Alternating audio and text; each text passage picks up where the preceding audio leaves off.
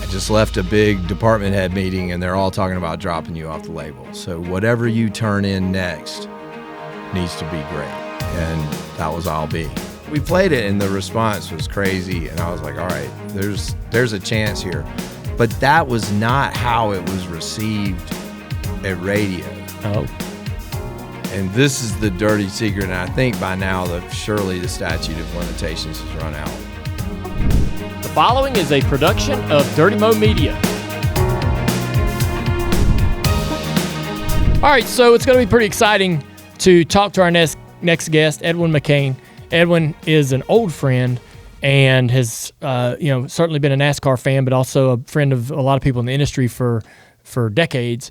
And he was amazing and incredibly popular as a musician years ago, and remains so, continued to tour.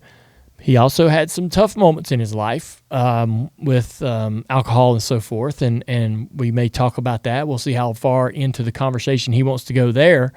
But when we ran into each other about 6 months ago, and he said, hey, I would like to come on the show. He likes the show. He likes what we're doing. And I said, hey, I would love to have you on the show. But for me, your story is about a comeback. So he's got a new record out, first record in the last 15 years, new music. He's been touring, but now he's out trying to push new material. He's motivated, and it's a challenge. And I said, I want to hear all about that, of course, and I want to celebrate your new record, Lucky. But I also want to hear about how far down you went, and help us really appreciate the hard work it's took to become who you are today. I love those stories because it inspires me. And if it's inspiring me, I can imagine it's inspiring you. And we all need to be inspired. We all need to be motivated and reminded, about good and bad and how we need to operate every day. And so I think his story, not only is it going to be cool to hear from a guy who's lived the life, right? Seen the success and been in the big machine that is the music industry. But he survived it and has came out of it a better man, and it was a close call. And so I'm excited to hear about this. Let's bring Edwin McCain into the room. There he is. How's it going? What do you think? I think it's awesome, man. Yeah, this room's something. Yeah. People walk in here and they're like, oh, what the hell? No, the whole thing is cool, right? Yeah. Like the whole way in, I'm yeah? man, this is the epicenter. I think I was over here a long time ago, but yeah. This is the section of town where you can get stuff done. I'm just trying to raise teenagers. Yes. It's challenging. Yes. How old are they? 19, 18, and 15. Yeah, the 15's got to be tough. No, she's the best one. Oh. I mean, yeah. That's a joke, kids.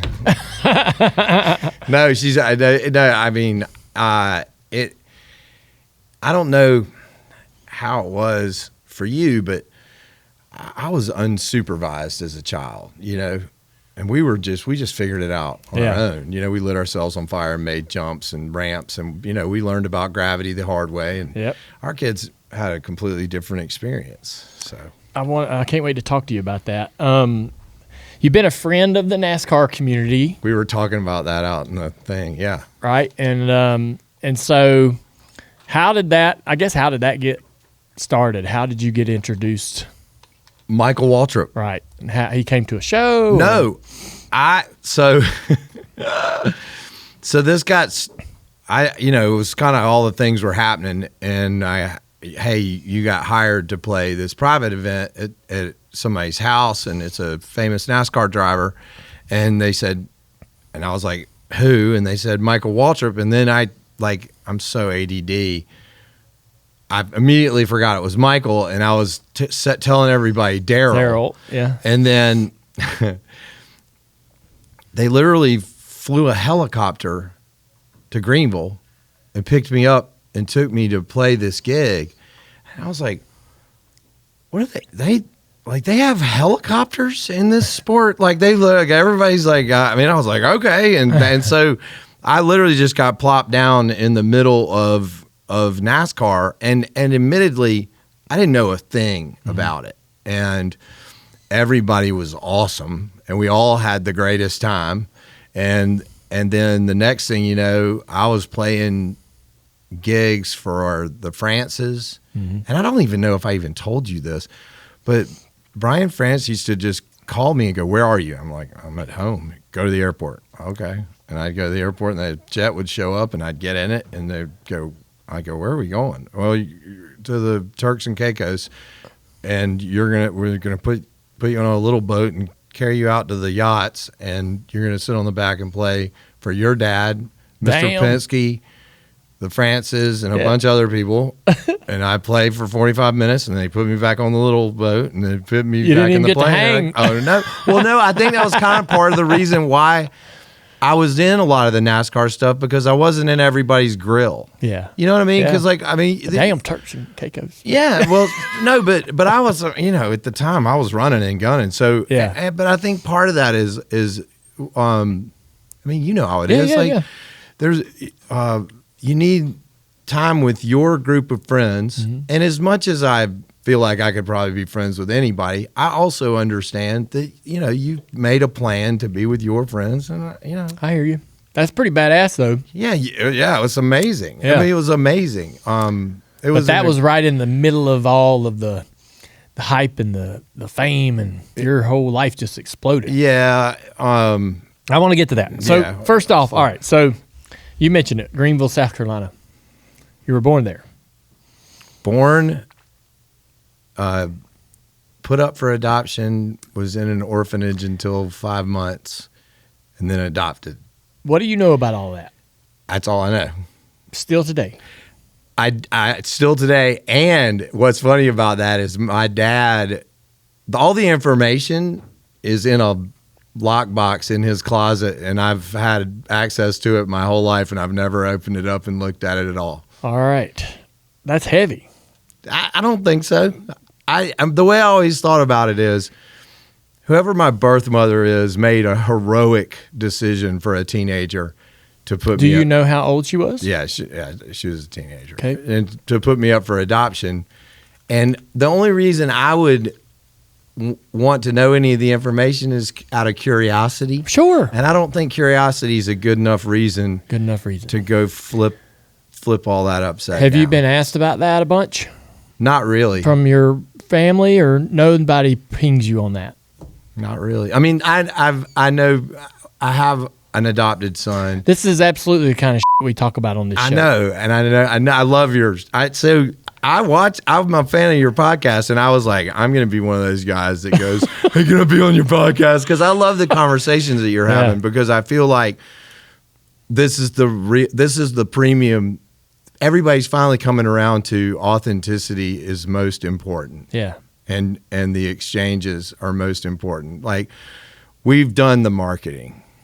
We don't need to do that anymore. Right? Yeah. I love these conversations. So you know where the information is, but you're and no one can understand how that feels but you.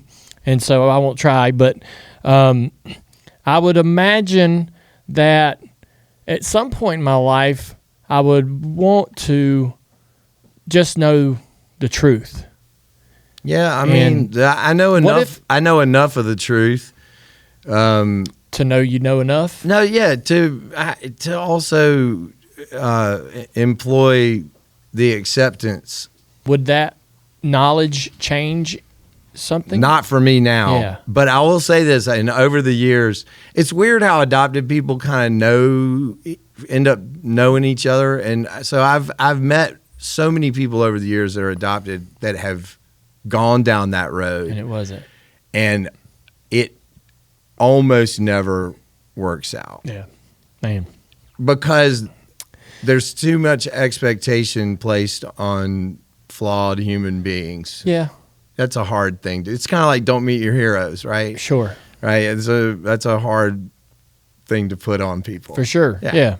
What about near the end of life? So, like, when my mother was in her final few days or few weeks, we asked her some pointed questions about her marriage to Dad, and we just wanted to know anything and everything that might be unsaid. Now that she was in this moment in her life, maybe there was something that she was like, okay, it's time for y'all to know. Do you think about it like that at all? Like for you? No. What did she say? Nothing. I mean, she. Did she have any profound things to say? She did. She said So we always wondered about their dynamic of their marriage, and it was only they were married from 72 to 78, and the story had been told mainly from Dad's point of view, because we were I was 6 when I left my mom and went to live with Dad, and so his point of view was your mom was really materialistic, and so she wanted a nice couch and a nice car, and that was problematic. But Mom's point of view was your dad wanted to spend every dime on the car, and we would eat bologna sandwiches. Yeah, we needed a couch. We didn't have gas. Yeah, we didn't have gas to we didn't have gas to or whatever. They used to have these. We lived in a double wide trailer or a single wide trailer, and they had this big gas tank on the end that they fill it up with whatever to burn the house, heat the house. And he would spend. You know how me and you would drive around when we're 16 and put like $5 in our car instead of a full tank? Like that's how he did the tank. He'd partially pay for the here's tank. $5. Here's $5 more. Here's $5 more. And one day she's like, it pissed her off because he would take $50, put $5 into heating the house and spend the other $45 on the race car or whatever, right? And run around and raising hell and drinking and carrying on. One night he got a lot of money from a race or something and filled that thing full. And then later that night or the next day, came home drunk and hit the hitch of the trailer with the truck. No. And the trailer backed into the tank and knocked that tank over, and all that went all over the ground. And so she told us stories like that, basically to help us. She wanted to protect our image of Dad all our lives. Sure. And then at the end, she was like, look, being married to him had its challenges, and he didn't have his together. Right. And so that was, and it was, I mean, he's not here to defend himself, but also he's not here to tell his truth. But so it was good to know. Well, there's mythology built up around your dad. Crazy, I mean, right? Like unbelievable. Yeah. I know. Right. I mean, I was sitting on the back of the boat going, holy moly. Right. And he was always extremely nice and he always spoke. But still, I mean, everybody went, ugh. So to hear how in the 70s, when he was not famous, when he was not rich, he was flawed and imperfect. And we knew, that he was, very selfish and like, I'm going to sacrifice everything to make it, right? We knew that. And we celebrated that a lot, but it was interesting to hear it from her perspective of how frustrating that was at the same time. She's trying to raise kids. Yeah. And so, but getting back to your story, you're adopted at 5 months. Yeah. Right. And so I guess what is your earliest childhood memory? I'm not sure. But my father always had a Super 8 video camera, and it was a couple of years ago. My dad is such an enigma. He was a town pediatrician, and everybody loves him. And he just randomly goes, I found the footage of when they brought you to our house, and I put it on a DVD. And we were at my in-laws' house in front of a bunch of people, and I was like, wait, we're doing this now? Like right here? And he was like, yeah, let's watch it. And I was like, okay. And so you got to picture this. It's my mom and my sister and my dad. My sister was natural birth. And so here comes this guy pulling up in a blue Ford Fairlane. This is 1970. He's got a short sleeve button-down shirt with a big wide polyester tie. I'm just sitting in the front seat, the bench seat, next to him in a diaper. Damn. With nothing else on, no seat belts, nothing. And he pulls up in the driveway, scrapes me off the seat, walks over to him like, here's your pizza, and turns around and gets back in the car and leaves. They didn't even say anything. Damn. It's the funniest. It is the most 1970s thing I've ever seen in my life. And so I couldn't help but laugh in that moment. But I was like, God, that was amazing. When were you going to show me that photo or show me this stuff, right? Yeah. But he, so that's a memory, but I don't remember that moment. But I was always, from the beginning, they told me I was adopted. So I knew that at a very early as long age. as I could, as soon as I could understand the concept of it. And I had tons of friends in grade school growing up. Half my class was adopted. I mean, everybody. There were so many adopted kids, and so we just nobody even thought about it, right? Yeah. And but that was just part of the drill. But I went through the exact same thing you're talking about with my mom. She passed right before COVID, but starting in 1985, she got cancer, and she had 5 different kinds of cancer, and she outpaced it all the way to 2020. Yeah. Right? Crazy. Just outlived all the diagnoses. She was just like too mean. She just wasn't going down that way, right? And as a result, she, her cancer doctor, this poor man, she was so tough on him because he would, it would come back and he'd have to do his surgery. And I remember one time she looked at him we were doing the consult, and she goes, "Hey, if you get in there and it looks bad, just nick an artery and let's just get it over with."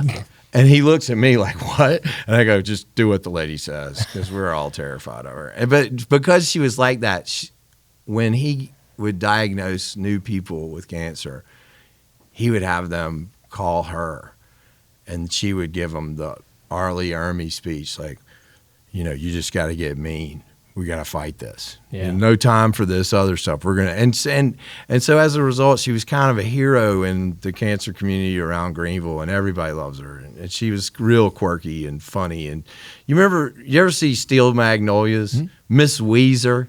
That was my mom. Oh, yeah. That's my mom. Anyway, like she got pulled over in Greenville, got a ticket that she didn't think was fair, and then she spent the next decade flipping off every cop she saw in town. And my cop friends would be like, "Saw your mom the other day." I was like, "She flip you off?" Yeah. She's pretty pissed at you guys, Yeah. And the last time it came back, she's like, "I'm not doing chemo anymore," and they all lined up and kind of gave her a farewell, and Dad was getting in the car, and she goes, "Hey, I need a favor. I want you to help me with a bucket list thing." I was like, "Okay." I want to fly a helicopter around the mountain that I've lived on my whole life. I was like, surely I'll be able to drum up a helicopter. I'll figure that out. So I called around. I was looking for a helicopter with a jet engine. I want a big helicopter. Like, let's get a helicopter. And I couldn't find one for the time frame. So we got into a Robinson R-44 with my dad and my mom and took a piston-powered helicopter ride. And the whole time I was like, I am rolling the dice here today. I am really tempting fate here with my mama filling a bucket list item. And we did all that, and then we had a long ride out where I got to read to her, all the books she read to me, and have the conversations, because she had a really hard time coming up because she had to take care of all her siblings. And that generation, like your mom's generation, man, that was a different. They were expected to shoulder a burden at 10 years old. Get to work. This is what I think back to my childhood. I was like, man, we didn't have, and our childhood was 100 times crazier than my kids have it, I had one chore right? Yeah. I mean, Yeah. I think back to that. So I think it's lucky to be able to have that time with your loved ones on the way out. Yeah. Like For sure. yeah. Describe your childhood growing up. You feel like that you struggled as a student. Yeah, I was dyslexic. I couldn't read. I was. How did that work as a musician? Well, so, and like a lot of kids, church choir is like Southern daycare. You know what I mean? Like that's just free child care. So you get stuck in church choir, and I could actually sing. And I was having such a hard time in school because, if you can't read and you write backwards and, and in the 70s, they didn't know what that was. Like they just, that was a problem. And I was good at singing, and everybody seemed to like it when I was singing. So, and this, like whatever you're good at when you're a kid and the adults seem to respond to, that's what we're doing. Yeah. And, and that just made sense. So it was easy just to, everybody back then played sports, and we were always playing. We were on a team of something or other. So it was between sports and singing and doing theater stuff.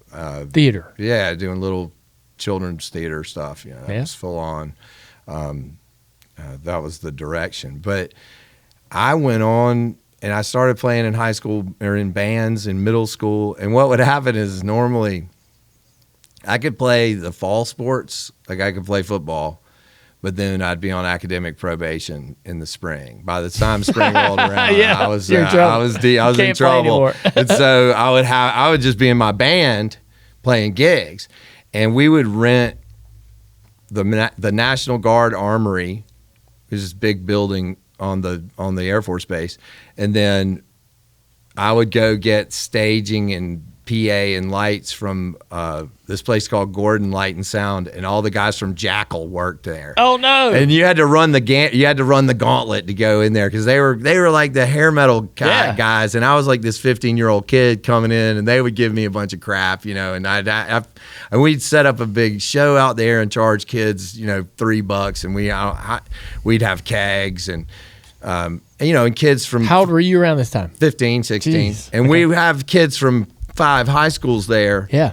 And we Sounds would make like Dazed and Confused. Yeah, and we'd make thousands of dollars. I mean, we were making money, as playing cover songs and stuff. And that was when I realized. That was when I learned the power of the rumor. My dad used to, because he was a pediatrician, used to have this stuff called Floratab that they used to see corneal scratches with black light. It made your eyes glow.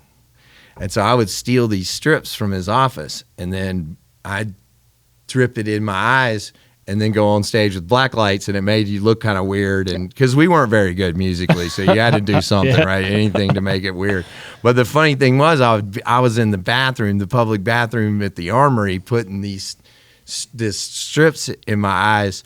And the rumor went out that I was just putting the acid in my eye, like doing LSD in my eyeballs. And that rumor just made, I was instantly the strange, you got to go see this band, this crazy guy, whatever. And you ran with it. Never let it get in the way of a good rumor. Those are handy to have. But my childhood was totally. That was the only struggle, was the whole school thing. And I learned pretty quickly that as long as I moved in all the circles, I knew I was friends with everybody. I was friends with the computer guys and the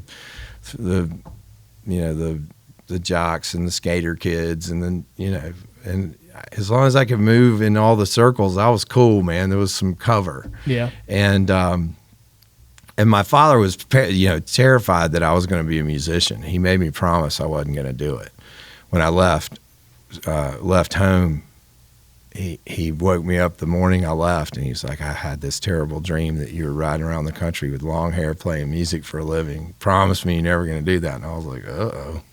Because that sounded like fun to me, right? Yeah. How old were you? So first off, I guess you didn't learn how to play music. You played by ear because you couldn't. Yeah, I'm sorry, you couldn't read music. No, I can't. I still don't know anything about that. None. Nothing about it. And I've learned the Nashville number system. Yeah. To where I learned it when my guitar player taught it to me, and I knew it backwards and forwards for a day, and then the next day I woke up and was like, I don't know that anymore. And it's weird, like that kind of stuff. Like I can remember lyrics, and I learn everything sequentially, but for somebody who doesn't know how to play the guitar, so you can pick a guitar up and you know exactly what to do to get exactly the sound you're looking for. I can learn it by reverse engineering it from singing it. So if I know the song and I sing it, I can figure out what the chords are and how to play it. But when you write a brand new song, how are you applying a guitar riff to the lyrics? So I'll have an idea for a lyric or a melody in my head, and then I'll go, okay, well, let me dress this up. Mm-hmm. And I'll try it in 4/4 time. I'll try it at this tempo. I'll move the tempo way up. I'll try it in 6/8 tempo. Sometimes I like 6/8 just as much as 4/4, so I'll do the first half of the song in 4/4, and then I'll switch it to 6/8. Like there's a song on this record, this latest record we put out called Empire, and I liked both ways so much that I just made an outro in a different time signature because I wanted to just put it all in there at once. And there's nothing stopping you. There are no rules to it. I mean, some people would say, like I regularly wrote songs without bridges that did, because there was a kind of a standard formula, verse, chorus, bridge, chorus, done.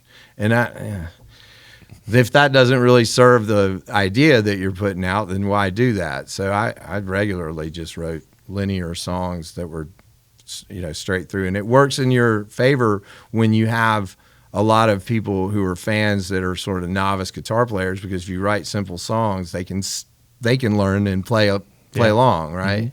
Mm-hmm. If you're writing all this really complicated stuff, it's hard for the Guitar Center guys to play your stuff.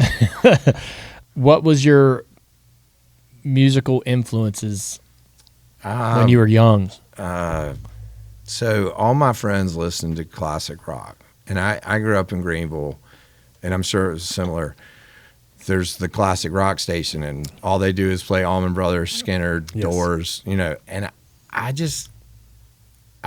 love the Allman Brothers stuff, and Bad Company and 38 Special were on there. But for me, when I was 7 years old, I put on an album. My sister had its great record collection, and it was this album by a band called Earth, Wind and Fire. And I put that album on, and the first song on that record is a song called Serpentine Fire. And I had the headphones on, and the song started, and 7-year-old brain, and I remember thinking, well, people can get together and make this happen.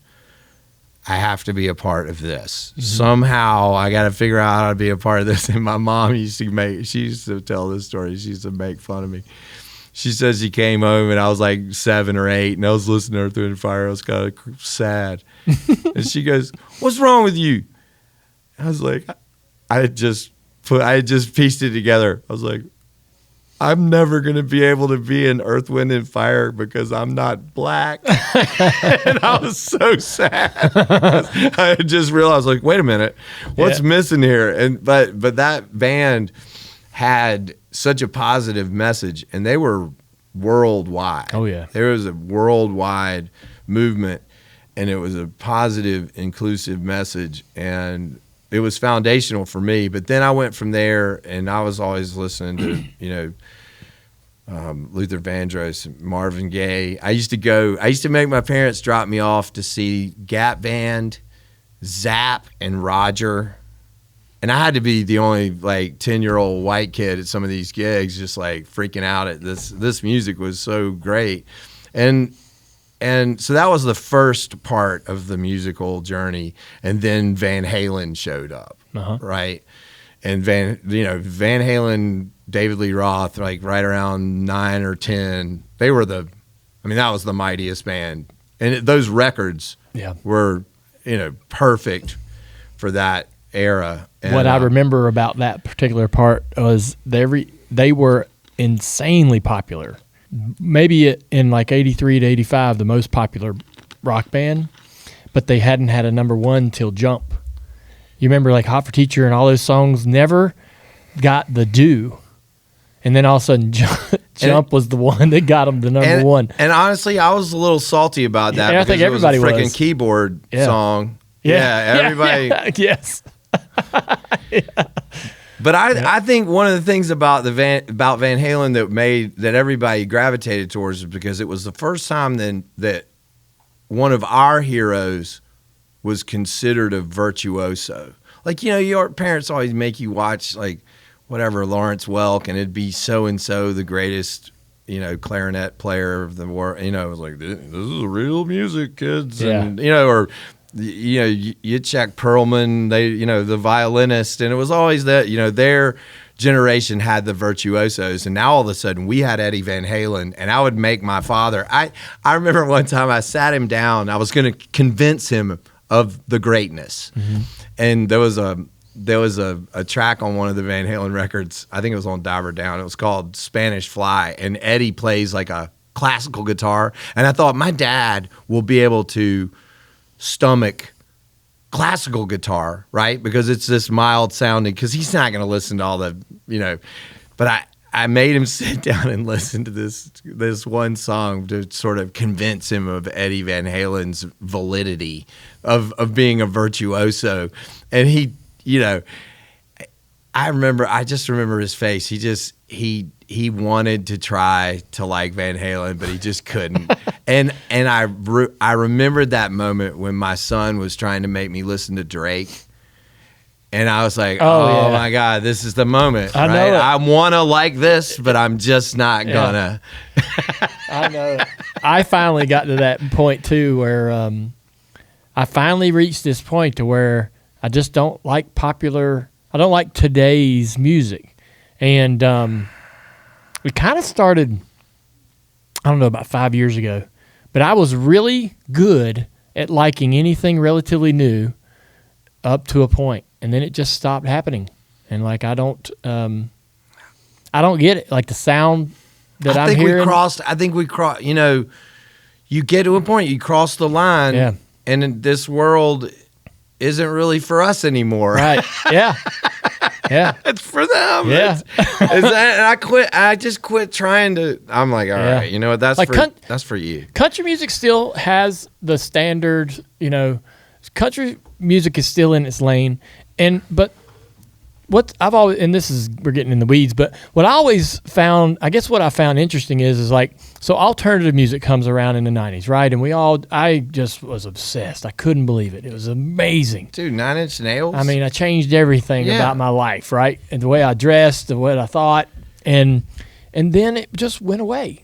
Yeah. And alternative became something completely different. And that's kind of what happens, I guess, in pop music too. If you go through the decades, like the 80s had its sound, the 90s had a sound, and now even today has a completely different sound.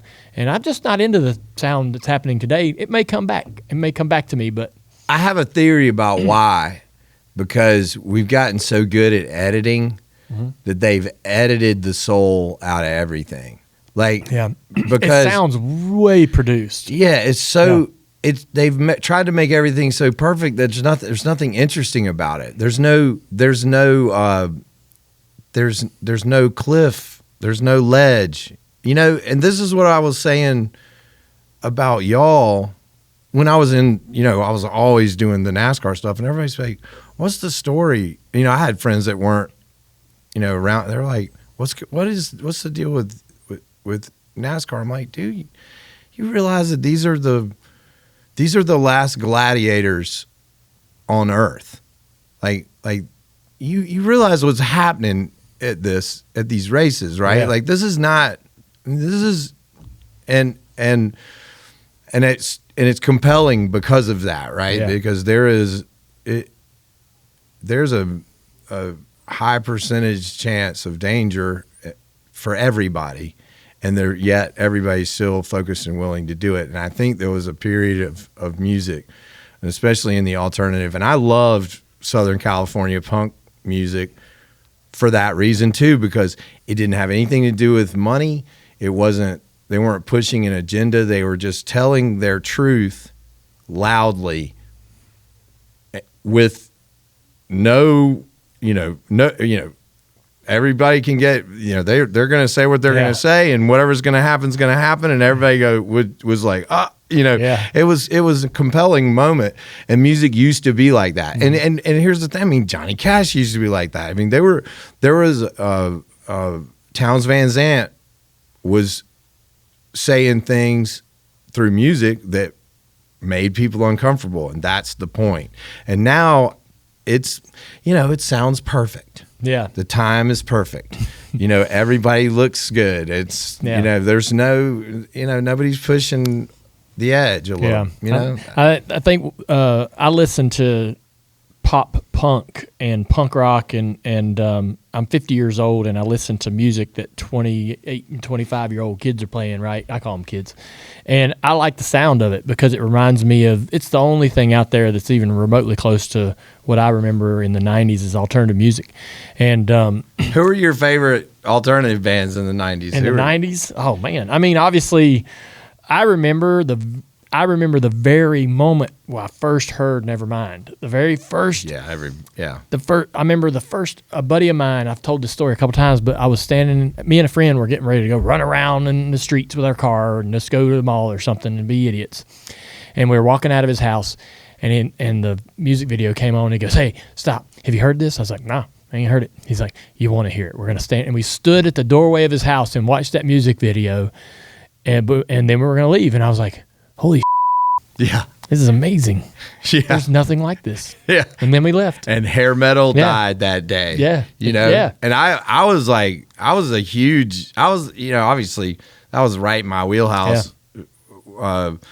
Twisted Sister and Motley Crue. We were massive Bon Jovi fans. Bon Jovi and like we were all into Crew and Bon Jovi and all that stuff, and then alternative came. I was a big Sponge fan. I like Sponge. Okay. They had some really. They had a song called "Raining" and a couple other songs that weren't like singles.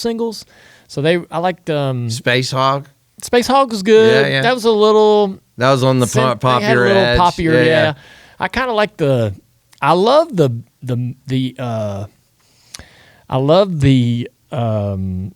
type of.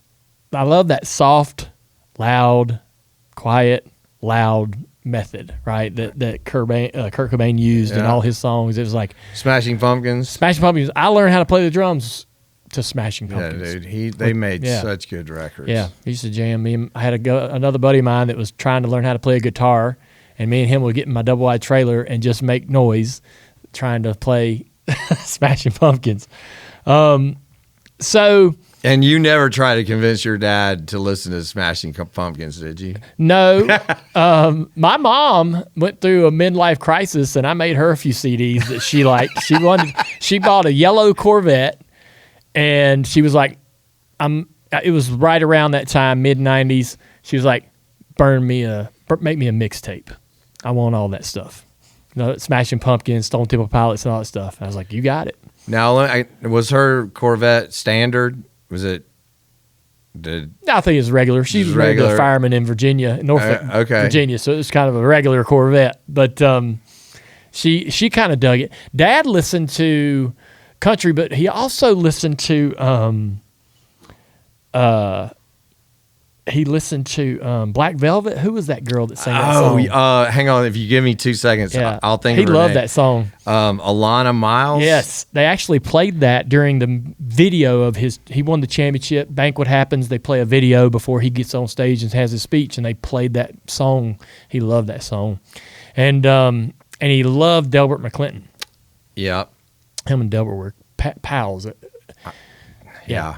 I'm a Delbert fan. I never see that was something I could never get into. Dad had a little record collection, and I remember being in the basement of the lake house, 7, 8 years old, and seeing the cover of Meatloaf, with Bat Out of Hell. Yeah, I'm like, holy wow, this is pretty wild. The artwork was amazing. It was. You know, for that record, and I'm gonna get a bunch of hate for this. The artwork was better than the album. Are you kidding? Like in my mind, I remember because I mean, honestly, I get it now, but when I was that age, it was a little too Broadway theatric. Yeah, the music was it. I love that. It's a great record. I like it now, but when 2 out of 3 ain't bad. Yeah, and Paradise by the Dashboard. Like when he tells her at the end of that song that the freaking world can't end fast enough, so I don't have to spend another minute with you. That is like the coldest. Especially for a kid to hear, you're like, wait a second. They were just making out, almost to home plate, and you don't want to know that that's the turn it can take. Yes, right. I love it. Hey, this is Dylan Hart Jr., and I want to tell you about our newest partner here at Dirty Mo Media, American Financing. American Financing is licensed in all 50 states, and they are a family-owned mortgage lender that's been around for 25 years. With all the uncertainty in the economy today, you know that you're in good hands when you're considering an important financial decision like buying a house or refinancing. Their mortgage consultants are salary-based, so there's no incentive for them to put you in a loan that doesn't make sense. American Financing customers save an average of $800 a month, and they don't have to charge any upfront or hidden fees to find out how much you can save. You may be able to close in as fast as 10 days, and you also may be able to delay up to 2 mortgage payments by refinancing. Create more savings upfront if you need it. American Financing has helped hundreds of thousands of homeowners create meaningful savings, and it is reflected in their reviews on Google. Call today at 866-877-2322. That's 866-877-2322 or americanfinancing.net/Dale. Help me understand how you went from playing in your garage bands and your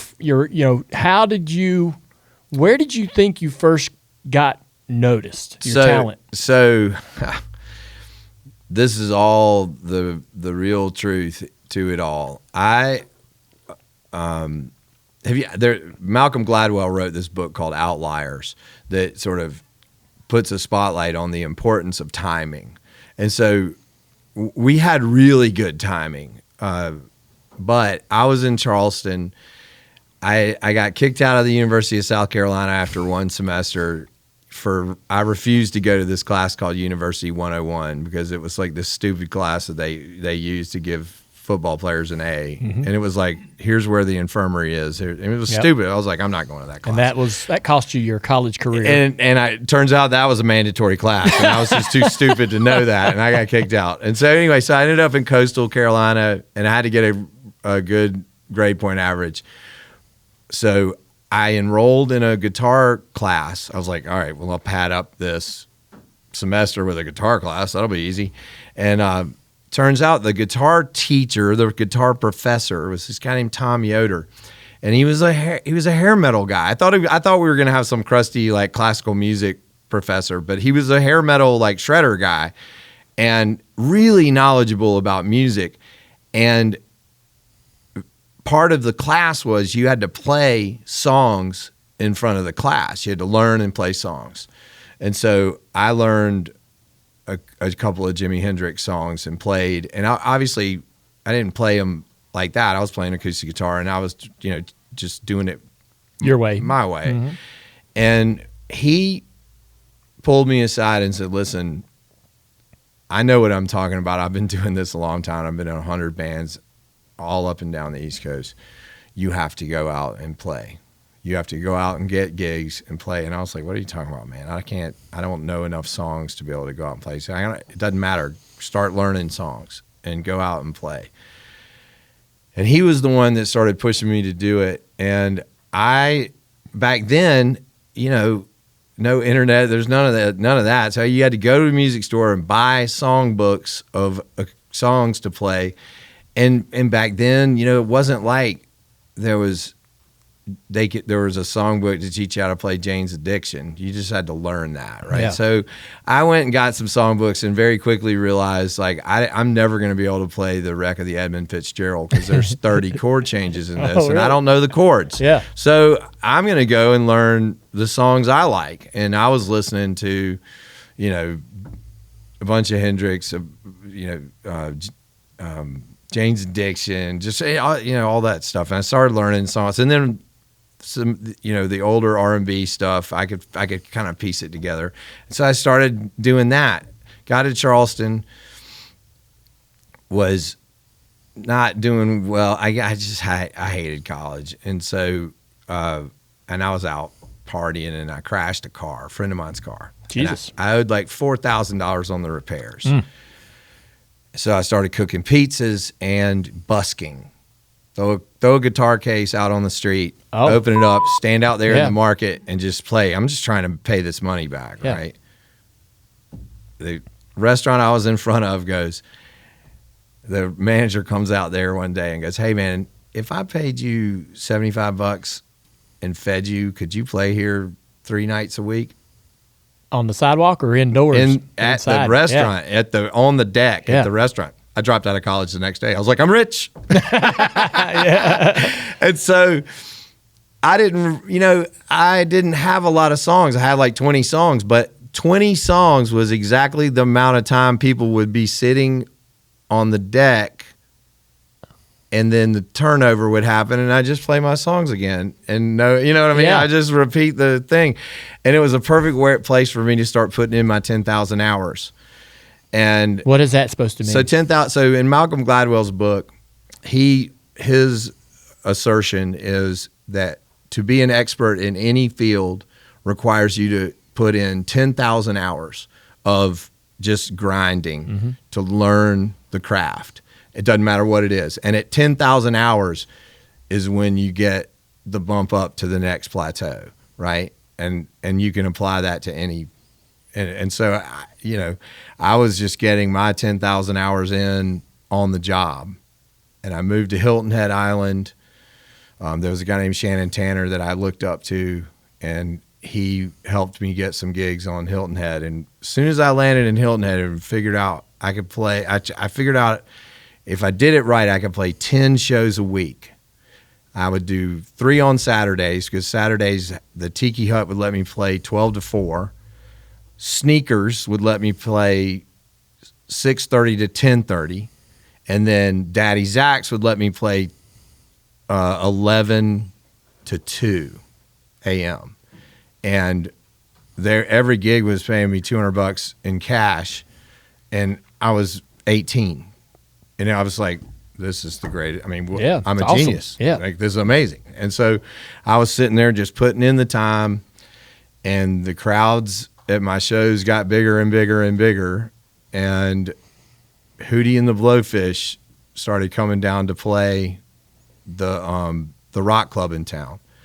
And I got to be friends with them. And How? So I knew them a little bit for the one semester I was at Carolina. I knew Mark and Darius because they used to do an open mic night at this place called Muldoon's, and I used to go bug them and let me play my One Bad Company song. So I kind of knew them, and they would come see me play at the Tiki Hut, and I would go hang out with them. And the idea, I was like, well, these guys are in a band. They have a band. And I had a couple of guys that played with me, but we weren't a band. We weren't able to be like in the clubs. And so the sax player was with me, same sax player is with me now 35 years later. And I was like, do you know, because he went to music school. He has, he has a degree. And I was like, do you know any drummers or any bass players? Like, we need to put this band together thing. And so he knew a guy, and we went from, making money every gig to basically starving to death in our Having to pay everybody. Yes. And going. But at the time it was Hootie and Dave Matthews were just kind of starting to pop. And the way everybody did it was you would play fraternity houses, and you play the fraternities until you got big enough to go to the local club, and then the fraternity people would follow you to the club, and you just start building followings like that. But we would literally camp out in the Triangle, Raleigh, Durham, and Chapel Hill, and just play fraternities until we had enough money to go to Texas.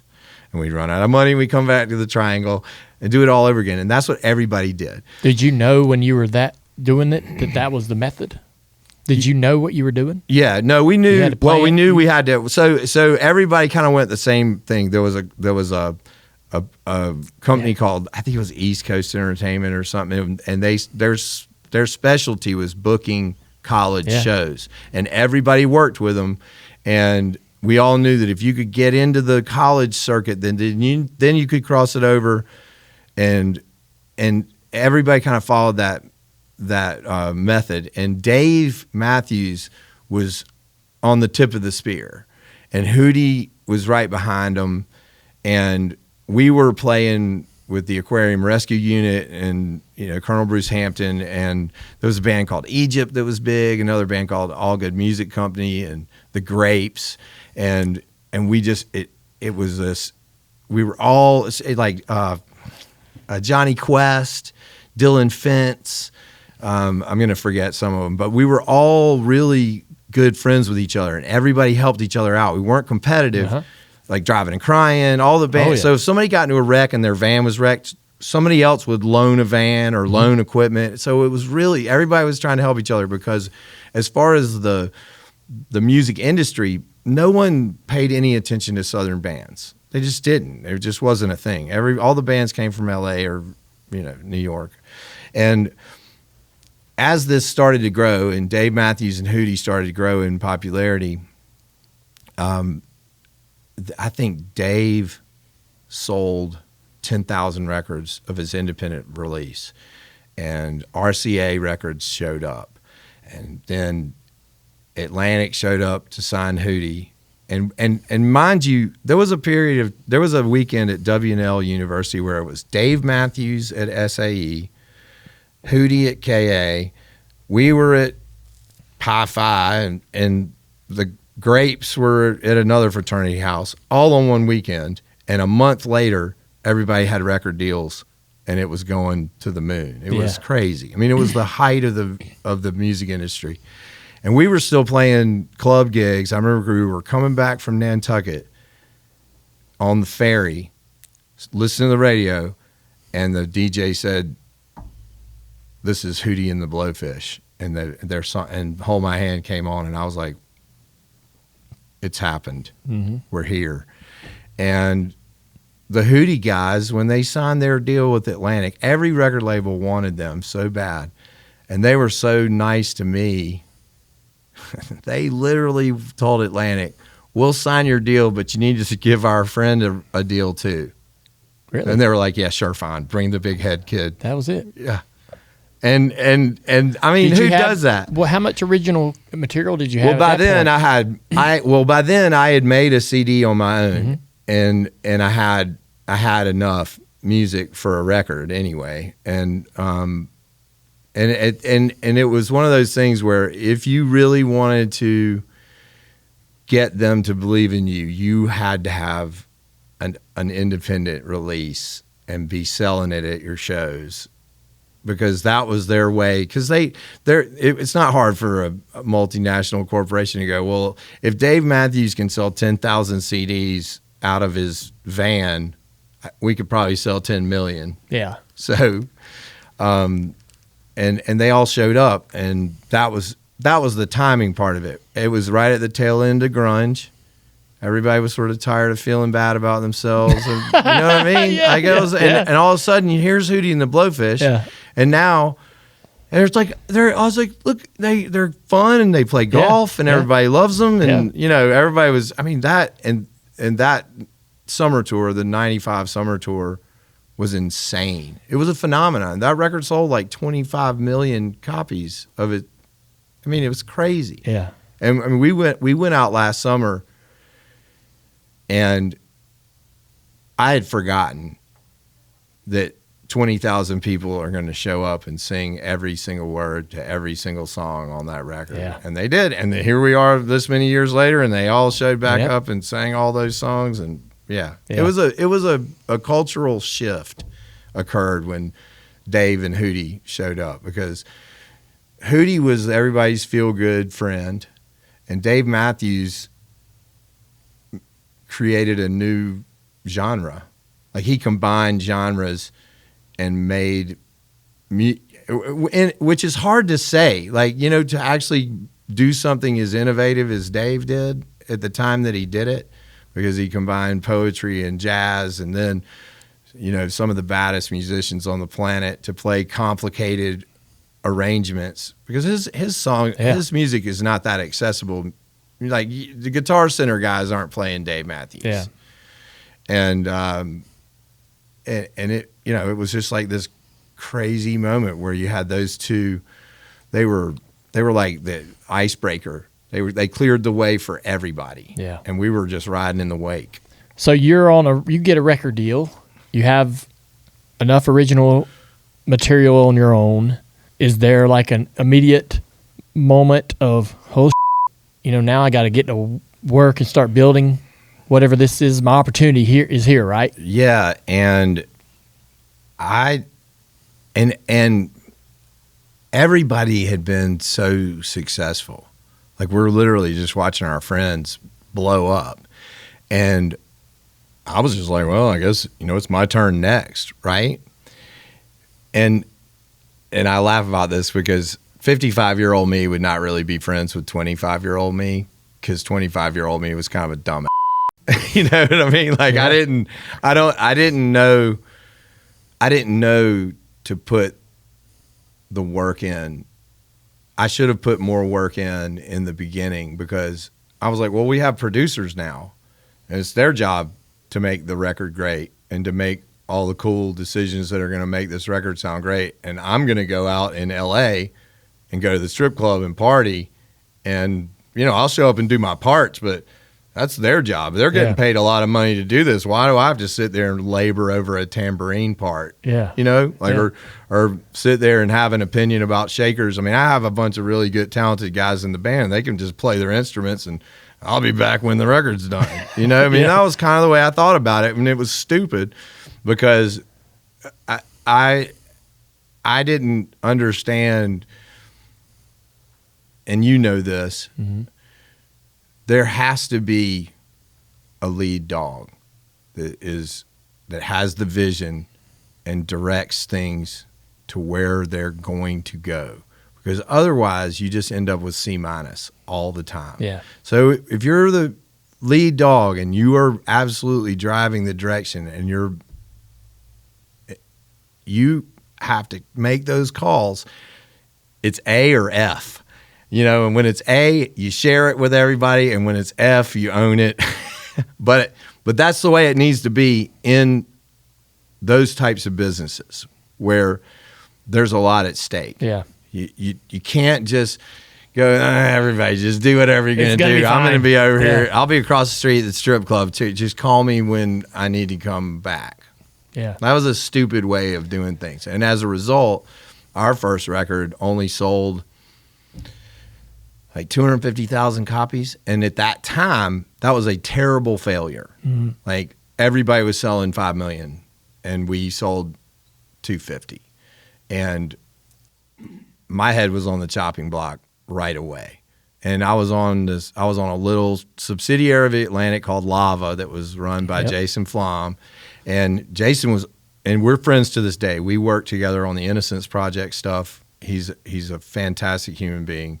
He always told me the truth. He never sugarcoated it. And he called me and he was like, Jethro, he used to call me Jethro. I just left a big department head meeting, and they're all talking about dropping you off the label. So whatever you turn in next needs to be great.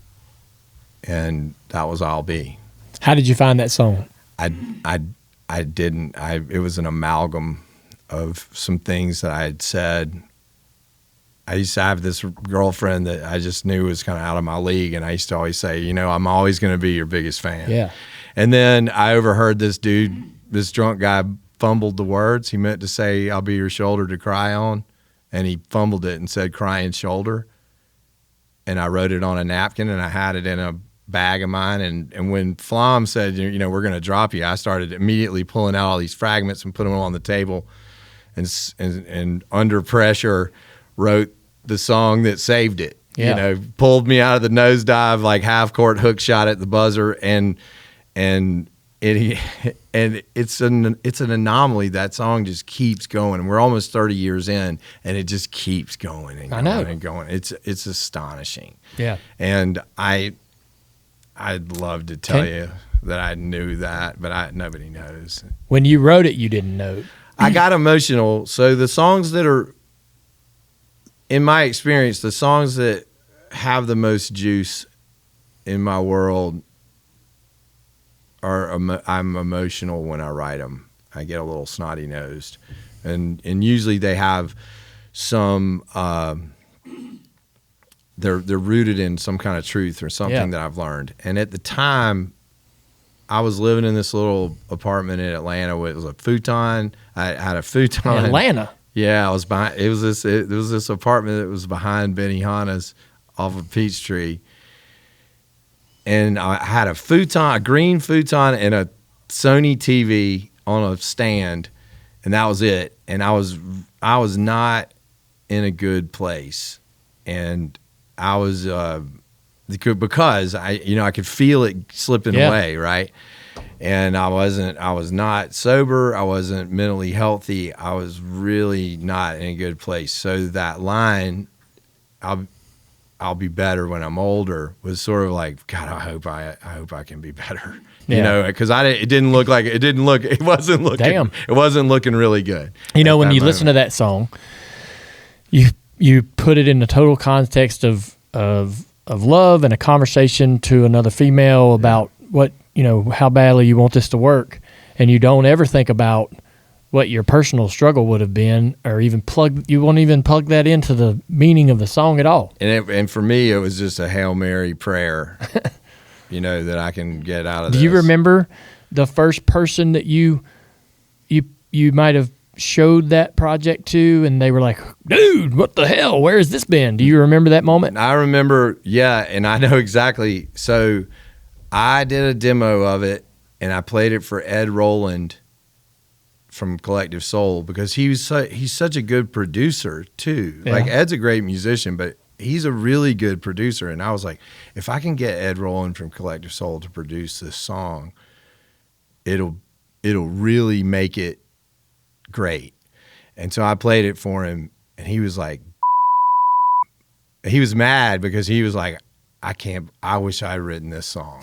And I was like, okay, we got something here. And then I played it live in front of a crowd, and the audience, and usually audiences hate new songs, right? Yeah. Like if I want to tease my audience, I'll walk out and go, tonight I'm just going to play all new songs, and they go, no. Yeah. And but we played it, and the response was crazy, and I was like, all right, there's a chance here.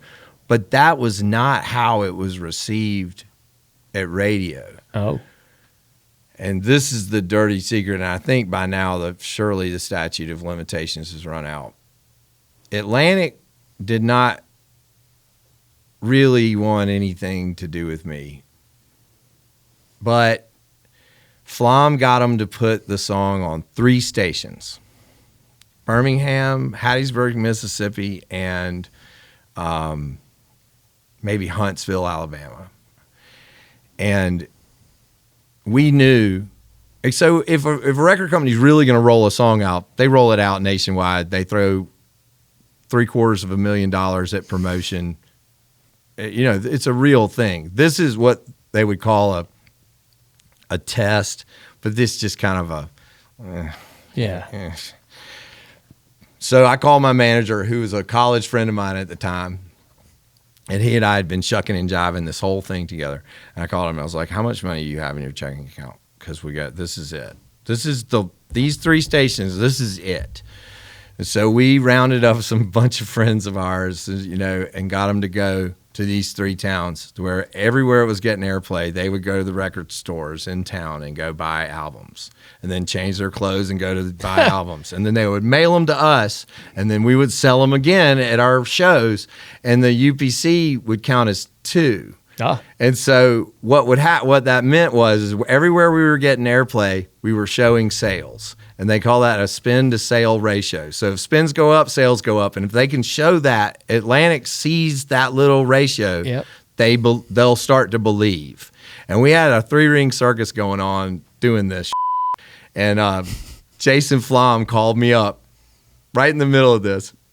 Jethro, I was like, hey, man, you better not have your cousins buying albums down in Alabama. And I was like, I don't know what you're talking about. And I was, and so they took that information. They went to the publicity department. They got the publicity department to put the song into Dawson's Creek. Yeah. In the final episode of Dawson's Creek.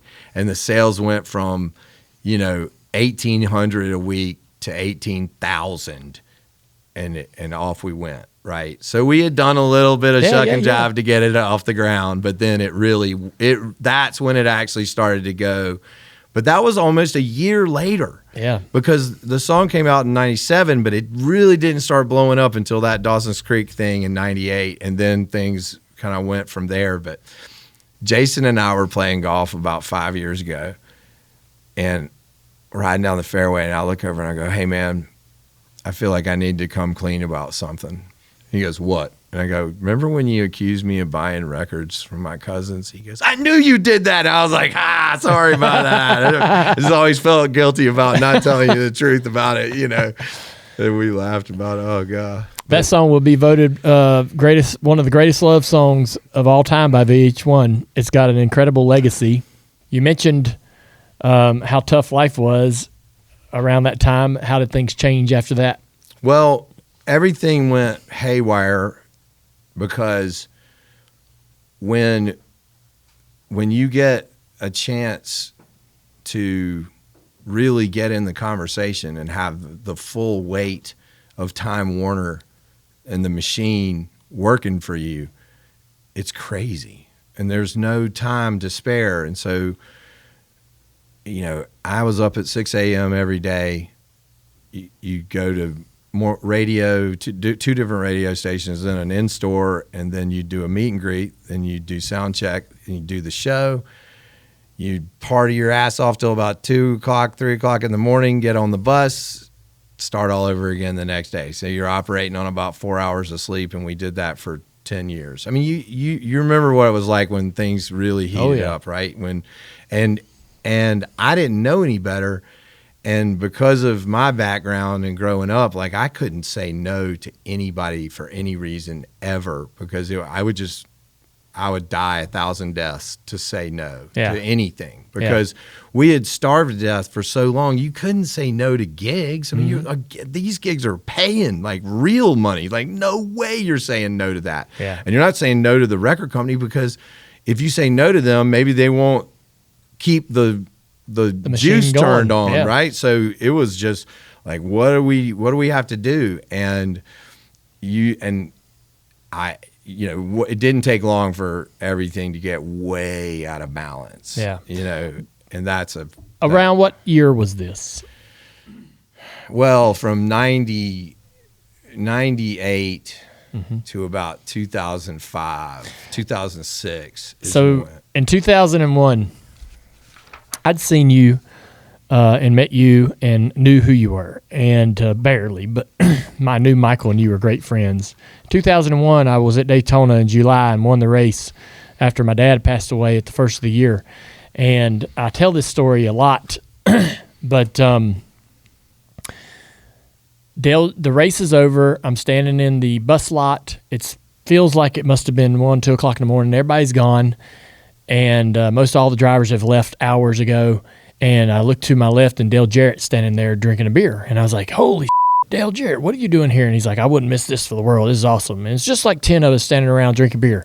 You were on my right. Do you remember that? Yeah. Yeah. Yeah. And no, so I've never told you this. I remember you. I remember that afternoon. You were Michael's bus was parked across from mine, and you had been there for the race. And I remember in the middle of the day, you came over and went, hey, man, there's a cooler outside my bus. And you're like, mind if I grab a beer out of that cooler? I was like, yeah, help yourself, man. And you sat down in the chair, and you're like, all right. And I was like, yeah, no. Who's this guy? No, I knew who you were. Right. But I was like, we hadn't really been formally introduced. And I was like, damn, that's awesome. And then later that night, there you were, standing there with the rest of us. So and I was like, part of the thing was I was really good friends with Dale and Michael, but I also learned, and Skinner, but also learned it was like, kind of like you had to, especially on site, like I tried to give people space without like being too like in people's faces, because again, you've got a really important thing you're about to do. And you don't really need a lot of distractions, but we were laughing. Michael and I saw Michael last night, and we were laughing about when I first started hanging around NASCAR. I didn't know the etiquette of like what not to say or ask and stuff, and so I'd be hanging out and he'd wreck or something would happen, and he'd come off the track, and I'd go, "What happened?" Like I'd start asking him questions like, "What'd you do wrong?" Like, you know what I mean? Like, and Hondros had to come over and go, "Hey man, don't ask him this. don't do that." And I was like, "Okay, all right, I'll stop." Yeah. But I never told you this, but I was at Daytona. I was in Brian Francis' jet leaving when your dad crashed, and I saw it from the plane because they always wanted to get everybody out early, and I didn't know what had happened until I landed, and I talked to Michael and we never really talked about it. We never really reconciled the whole thing, and I think that was one of those. And then when I was there 6 months for later, that was one of those moments where I knew the universe looked after making things happen right. Yeah. You know what I mean? Yeah. I don't know how else to say. Like I took a lot of it took a lot of anxiety out of my existence to see you do that, because I was like, there's justice in that moment. You know what I mean? Oh yeah. Maybe it's not a reconciliation, but it was some closure. Yeah. Yeah. I was that moment standing there at 2 or 1 o'clock in the morning between you and Dale Jarrett and 4 or 5 of my buddies and whoever else was just happened to not leave, was just really important. Like the night couldn't end without the right ending, right? Yeah, the win was awesome, the celebration was awesome, but then you got to go back to silence. Well, right. So right? I don't know how you do that. Yeah. Right. Like your highs are so high. Yeah. So to stand there and like decompress over a cold beer around the people that were there really was the way to let the pressure off with your friends. Yeah.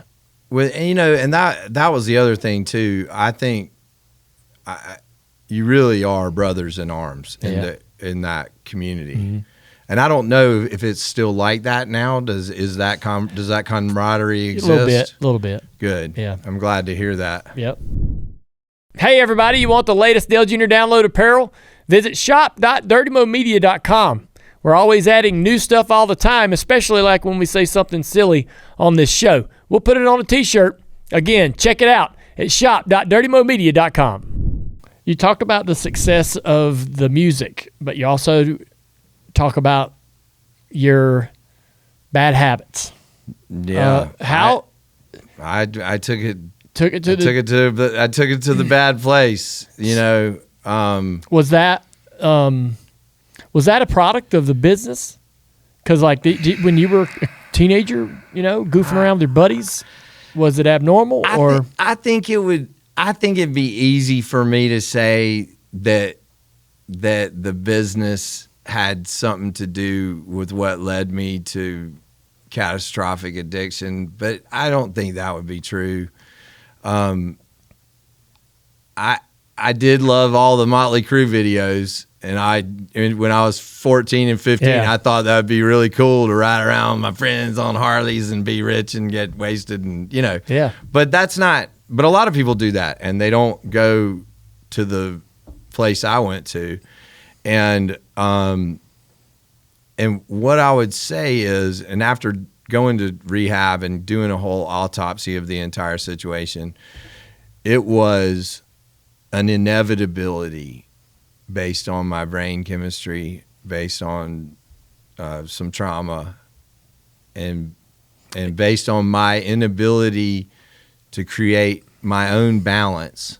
And I sort of always thought that, it was my own doing. I couldn't take my foot off the gas in doing the business, like going and playing gigs and doing all that stuff, because you get to be in the cash machine you get to be in the thing for a minute, and grab you just everything you grab. It was like we would have family vacations planned, and you could count on 2 or 3 private events would show up right in the middle of the vacation. And my wife and I had this deal of like, if they come in with the number, doing it, you have to do that, And so anyway, all that said, and part of my story was I'm so ADD, and I was unmedicated, and cocaine really works well if you don't have the proper medication. So that was kind of part of my story. I started using cocaine to get up in the morning,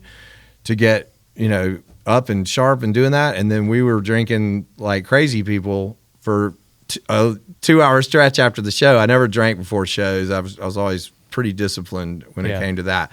But then, we were sprinters, right? So we what I mean? So the big disaster would always be if there was like some kind of situation where I'd start day drinking. Like if I started drinking at noon, by 2:45, I'm wrecked.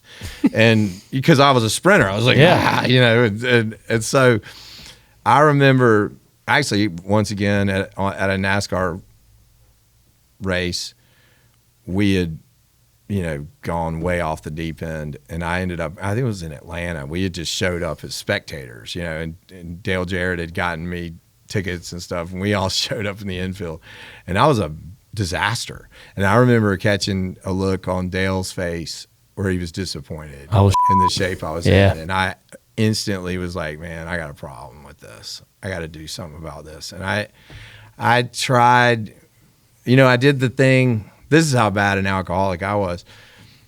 I did the thing where, because everybody around me was starting to say, hey man, you need to think about, like, you need to tone this down. And, but they're not really, because I'm generating a lot of money. So nobody's gonna make me stop. Yeah.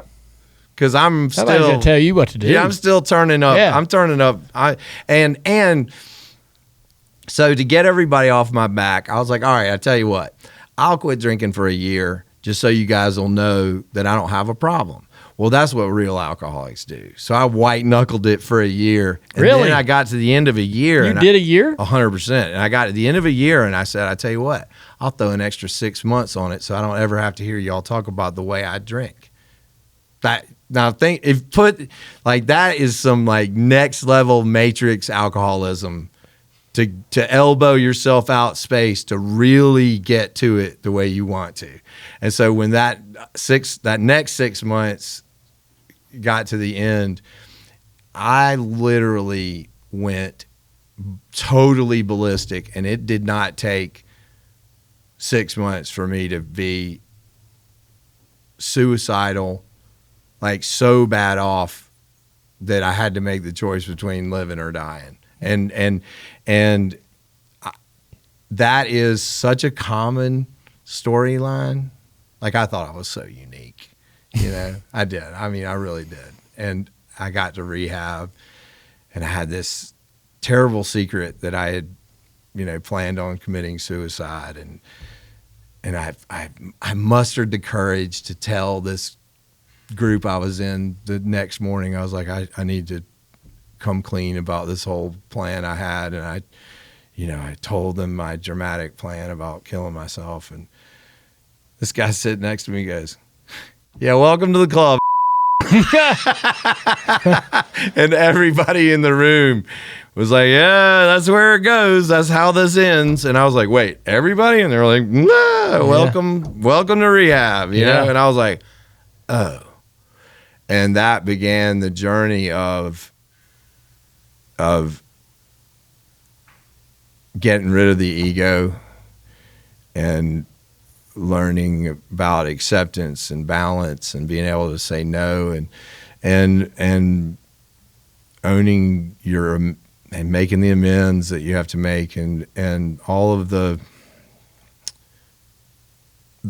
things that I needed to be a good human and a good father and the friend my friends deserve, and not just the ringleader of some crazy circus that I thought was hilarious, you know? Yeah, you thought everybody was having a blast. Yeah, and but you know what was really funny when I right after I got out of rehab and I was out on doing shows, very quickly, because I used to think everybody was as drunk as me, and then I would go to parties and I'd be like, yeah, nobody's as drunk as I was. Yeah. You know, I just thought everybody was. Was partying.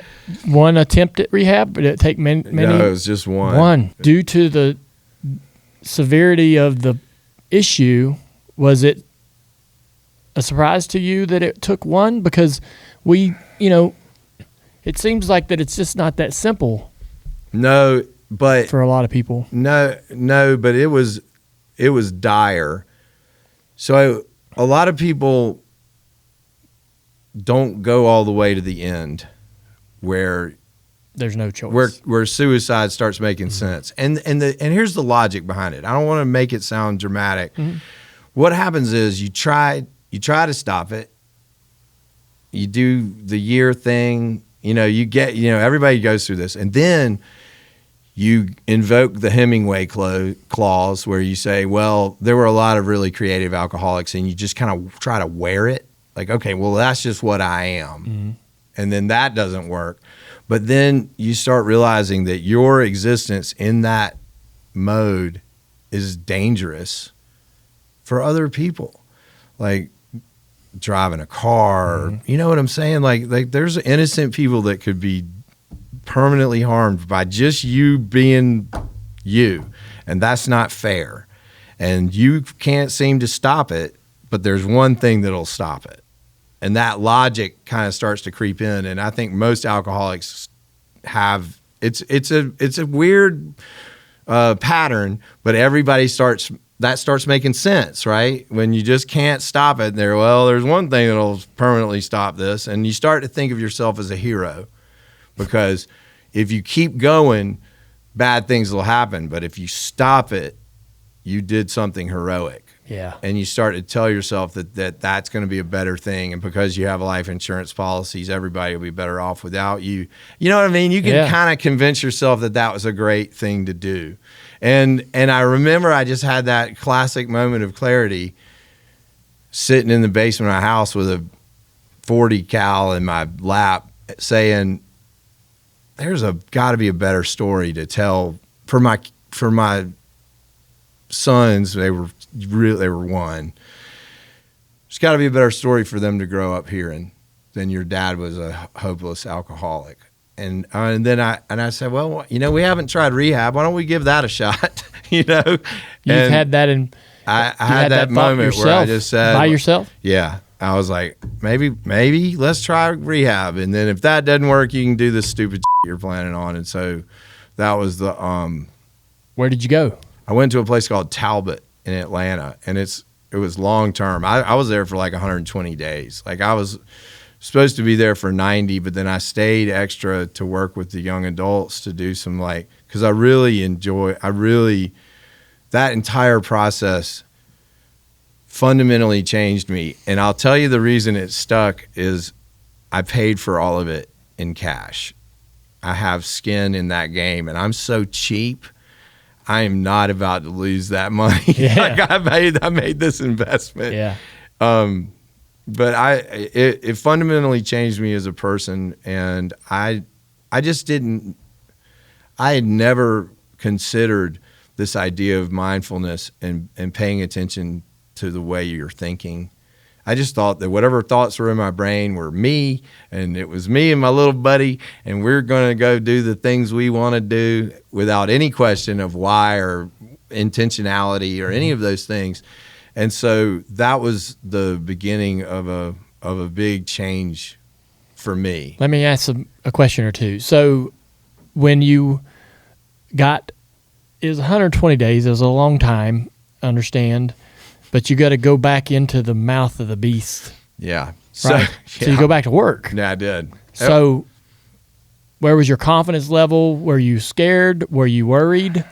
Were you totally like, I'm convinced, I'm confident, no problem?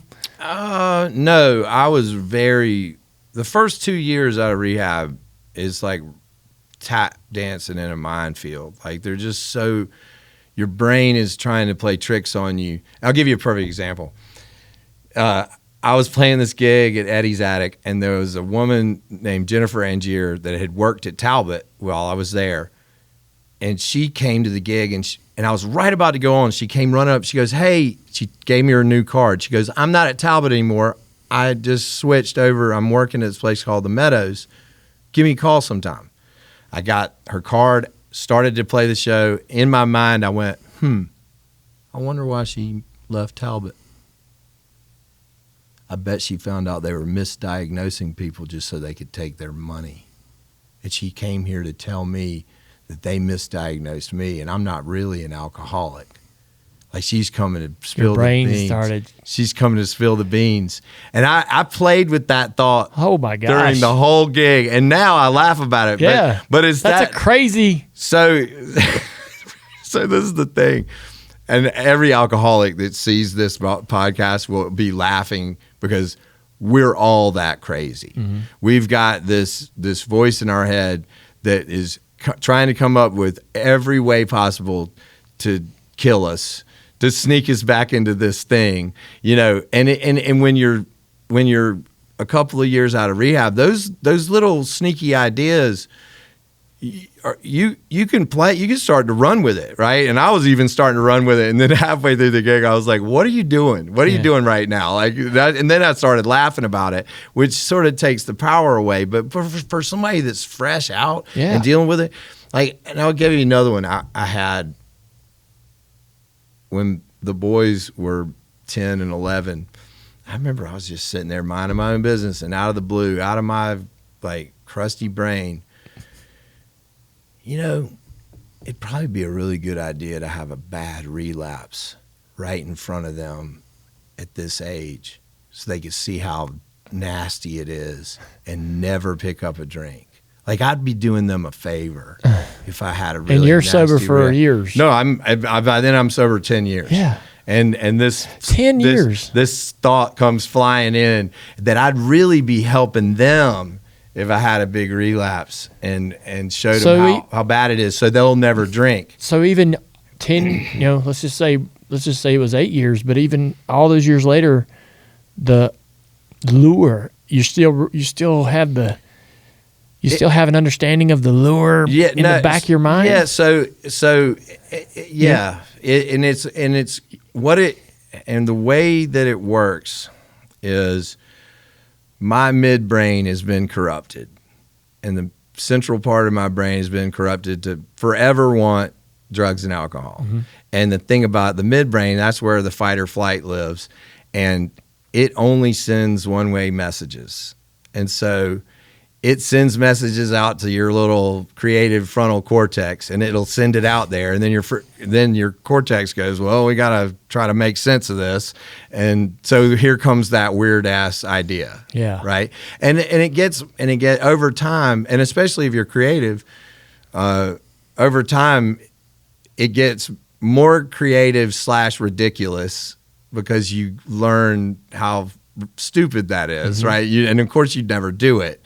I call Jennifer, she's now the CEO of The Meadows, and we talk to each other about that crazy voice. Yeah. And all the alcoholics I know have it. And you'll go, and she called me one time, she was celebrating her 20th sober anniversary, and she goes, you know what mine says every year anniversary? I said, what does it say? She said, mine says, you can't hold out forever. Like, you know what I mean? Yeah. And it's like, you know, and we laugh about it, and I know it sounds crazy. It sounds insane. Terrifying. Right. It sounds terrifying. But to us, it's funny now because you learn to laugh at that and you also learn in a really weird way to appreciate it, because if it wasn't for that, I wouldn't have the life I have now.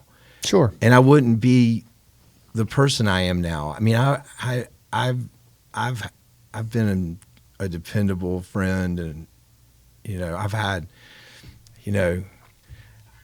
I've saved a couple of lives with the Heimlich maneuver. There've been some pretty sketchy moments that have occurred that I was present and ready to handle. My son was attacked by a dog, and it was a long story. All these things that happen in life. But had I not made those changes, I wouldn't have been there.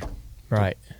How do you, in the industry you're in, right? I saw you 6 months ago down in Sullivan's Island, or Isle of Palms playing, and I thought about you in that environment, making the choice to be who you wanted to be, but all around you, everybody's drinking beer. Everybody's partying, carrying on. And that's your existence. Like you.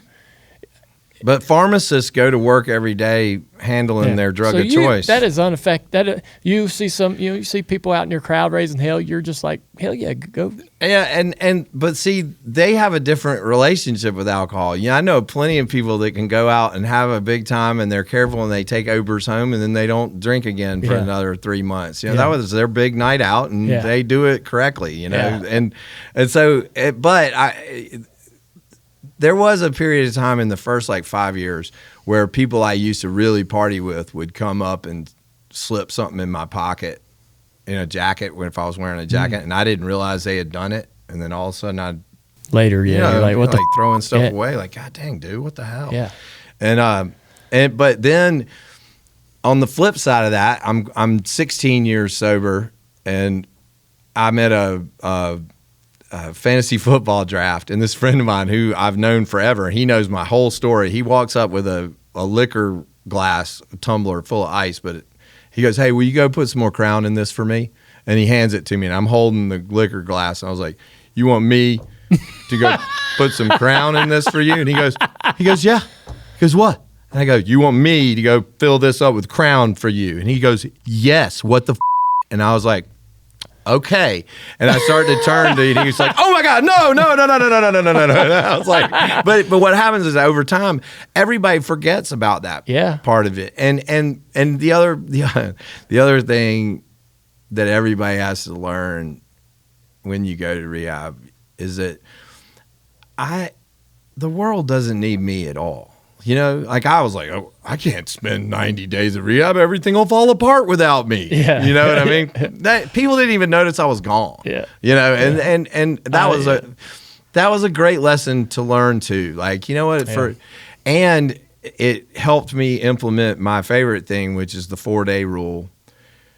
Now something in our organization happens, and everybody expects me to weigh in on it immediately, and it's some kind of situation where you think, well, I'll fix this, and I'll run in there and yell at somebody or do something, And now what happens is something will happen, and I'll talk to everybody and go, "Listen, this is important, and you're important to me. You're important to me enough to where I need to spend some time and really consider this and come back with a well thought through idea or answer for you. So give me 4 days and I'll get back to you." Into the second day, it fixes itself. Yeah. And I didn't have to say and I didn't go in there and say something, and now I got to apologize for. You know what I mean? Feel guilty about. Yeah, the 4-day rule. It's magic. and I regularly tell people when they push back and they want an answer sooner, I'll remind them. Teddy Roosevelt and Howard Taft built the Panama Canal writing letters to each other that had to arrive by ship, and yet they still managed to pull off the biggest engineering feat of mankind. Yeah. So whatever it is we're doing can wait a few days. Let's give it a couple of days. You have a new album titled Lucky. It's your first album of all new songs in 15 years. I've had a chance to listen to this, and I love it. The song Lucky All the Time is a great song. I think it sounds like it's your motto to climbing out of that sort of mess and becoming the person that you are today. It sounds like a little celebration of that and how appreciative you are of the fortune you have today. I guess of the many questions, why 15 years? I just decided to dial it down and be father, be home with my kids, and I knew, and also during that period of time, they were still trying to figure out what streaming was going to be. What is it going to be? What is this music industry? And I was like, well, I'm not just going to dive out here and we don't even know what we're doing. And I wasn't on a label. I was back to being independent, and I'm driving the bus, doing all the gigs, and we had plenty of gigs. And then the other argument I had was, I'm a huge fan of AC/DC, but I don't really listen to the new albums. Sure. I love old the stuff. album. Yeah. And I know my audience, and I know the songs they want to hear. And I don't think they really want new stuff from me. And I was sort of like, you're kind of a hypocrite. Yeah. I know. And people, and that was always something. It was a nice thing for people to say, when are you putting out a new record? And I go, I'm not. Because it's just a nice thing people say, like hardly ever. It's not true. I know. Well, part of it too was I had this thing in my mind where it's time to move out of the way. There's all these new artists and everybody's trying to come up, and I'm taking up bandwidth, and I had your run. I had my ride, man, and I have 10 albums, and I go and I play songs off of those records to all these people. You're making a living. And they like it and give the people what they want. But then Lee Brice was like, starting in 2012 he's all over me. Like, and I didn't realize how big he was a big fan to begin with, and which is weird, right? Because like this like super famous dude is like a fan, and he's kind of a jackass too, and we're friends, like we're mean to each other, and he's just calling me, and he's like, "Hey, Bubba, I'm in an excavator." Because I was kind of side hustle running this land clearing business, and so I'd be sitting in an excavator listening to a book on tape, and he called me and go, "Hey, Bubba, all right, you do have a career in music, and as fun as it is for you to sit there in a machine moving dirt, like there are people like me that would like to hear a record from you, and I'll make it." And I'm give me a minute. And he was just getting kind of frustrated with me. And finally, the 90s nostalgia started to kick in. You could feel it. Yep. And I was like, okay, I think now is it. And so I was like, all right, let's make this record. And he's like, you're not lying to me right now, are you? I was like, no, I'm really going to do it. And so we started making it at Lee's. And I wish I'm so mad I didn't film the sessions where I was doing vocals, because he's a singer. He's a great singer. He's a really great producer too. So he knows how to get the best out of you as a singer. It'd be like having a driver be your crew chief. Like they understand, right? And so in between takes, Lee would go, "Hey, Bubba, do you mind doing this next take like English is your first language, please? Because that last one I don't even know." And it did the banner back and forth. It was and my wife was like, "Y'all are so mean to each other." My wife says the same thing about me and my friends. I'm like, we just talk to each other that way. Absolute. Yeah. If your friends aren't just totally on you, are they really your friends? Like if they aren't pouncing on your biggest insecurity, it's a guy thing. Yeah. That's when you know that person truly cares about you. 100%. And that friendship is what that's record is about. Like, you're back out. I mean, you've never stopped touring, but now you're out playing new songs. What's been the reception? It's been great. I mean, honestly, so that whole time I was back to being indie. And I'm driving the bus, my 1999 bus, but I have mostly the same band for 35 years, and we're just playing our little gigs, and everybody's making a living, and so to me, I never left. But what you gotta, and you know this, like, if you want the general public to be aware that you exist, it requires publicists and a lot of push. And to the general public, I disappeared in 2007 and nobody's seen me. And the feeling is everybody's like, hey, you're back. Yeah. And I'm like, wait, cool. No. But everybody's being really nice about it. And really the reception has been really cool and touching, because I didn't realize that I was gone, but I guess I really was. I was gone in that sense.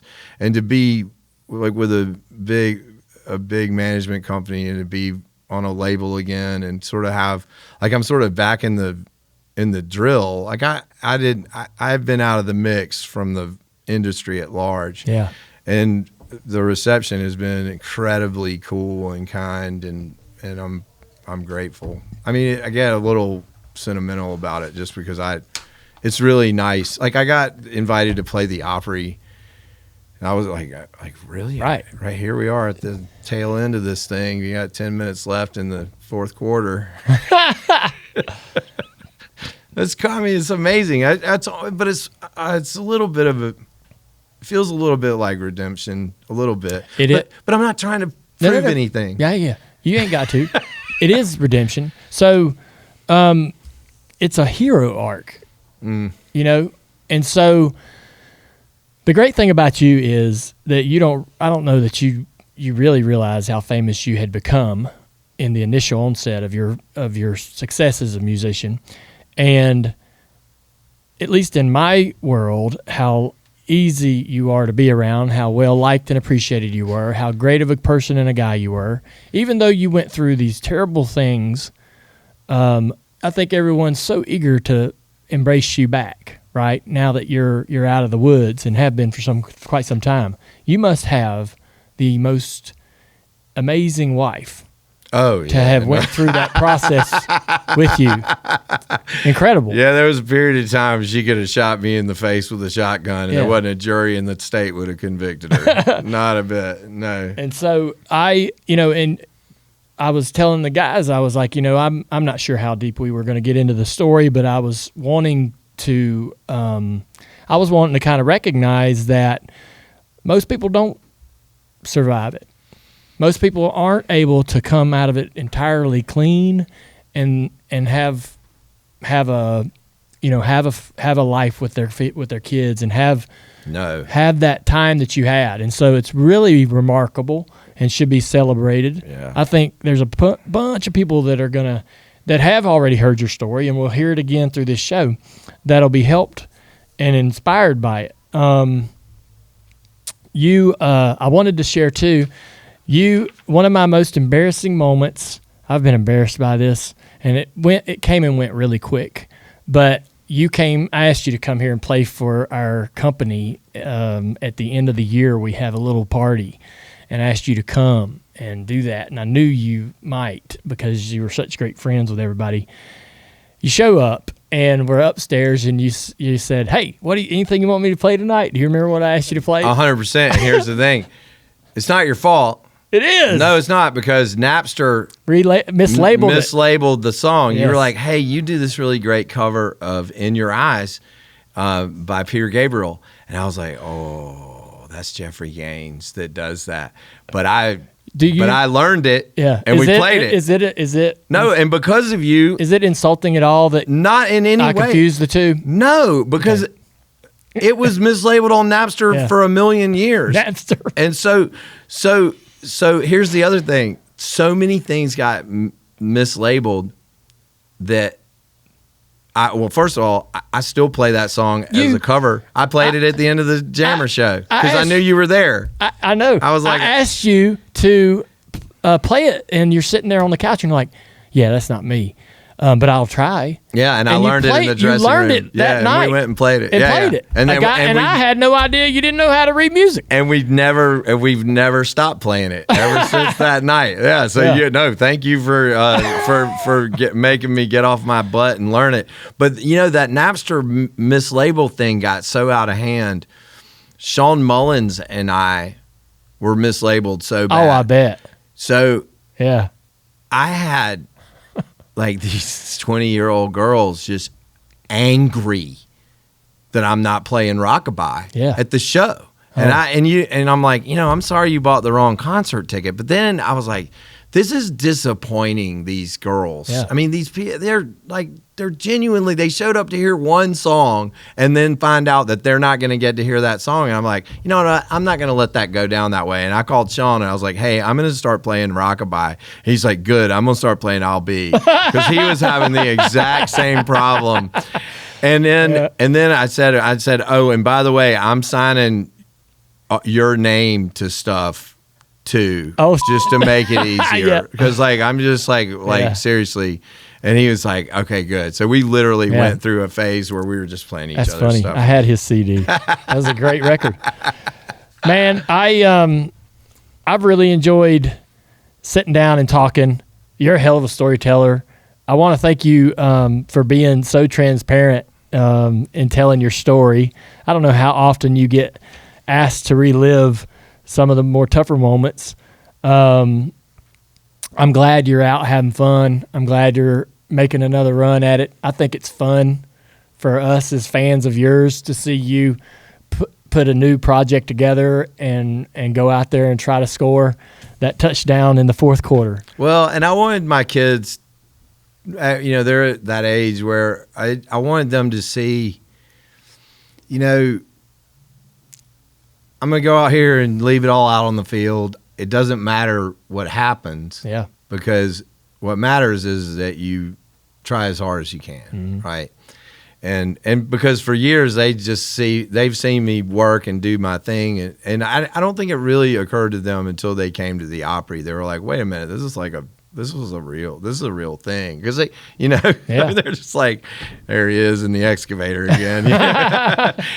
But after watching when you started this, your willingness to dive in to all the real things and heal some wounds and, reach out and talk. I was like, man, what an ambassador you've become for this sport. Yeah, I appreciate and just that. for people in general, right? And I was like, and I know, and I've always tried to be super respectful of what you did and what y'all did, and not blow your phone up. And I wish you hadn't, because we could have become even better friends. Well, we'll have to spend more time together. But I always gave everybody space, because it's like Darius. So Darius and I are lifelong friends, but the way I show my appreciation to him is I just don't blow his phone up, because he's just draped in people busy all the time, right? Sure. And so he knows, if I do get in touch, it's something important, or it's something fun, or one of those things. Yeah. And where can people see you now?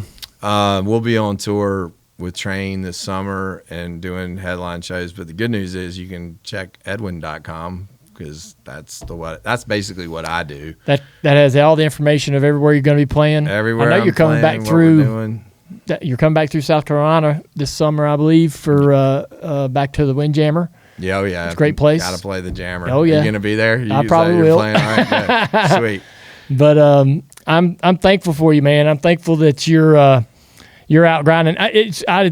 All the guys that I have on the show that are no longer full time, the ones that still piddle or still race here or race there, I love it, because I don't want to see them stop. I don't want to stop. I swore I wasn't going to mention this because it's embarrassing for all my real racer friends, but I was racing Spec Miata, like hardcore, like really? SCCA racing. When?